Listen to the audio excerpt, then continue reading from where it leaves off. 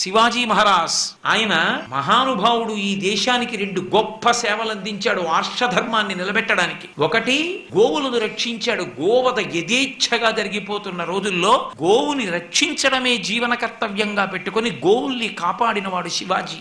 అలాగే వివాహమైపోయినటువంటి స్త్రీలని కూడా తీసుకెళ్లి మానభంగం చేస్తుంటే ఆ స్త్రీలని రక్షించి కనపడిన స్త్రీ ప్రతి వారికి అమ్మవారిగా చూసి పసుపు కుంకం గాజులు ఇచ్చి నమస్కరించినటువంటి ఘనత శివాజీదే.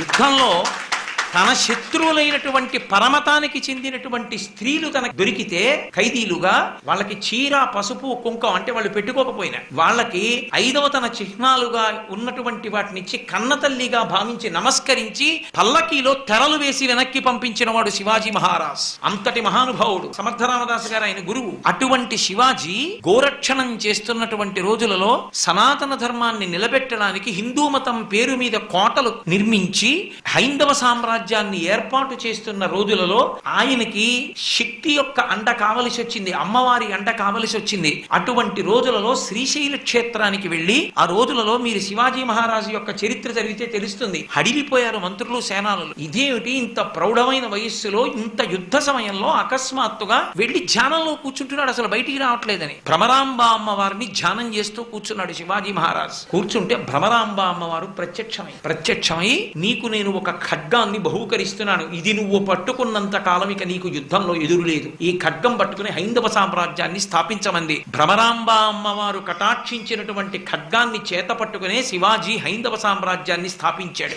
ఇప్పటికీ మీరు శ్రీశైలం మల్లికార్జున దేవాలయంలోకి వెళ్ళినప్పుడు ఎడం పక్కగా వెడుతూ దర్శనానికి కుడి పక్కకి తిరగవలసిన చోట తిరగకుండా మెట్లెక్కి ఆ వీరశైవ మఠం కనబడుతుంది. ఆ మఠం మెట్ల మీద నిలబడి చూస్తే మీకు ఎన్ని చమత్కారాలు కనపడతాయో.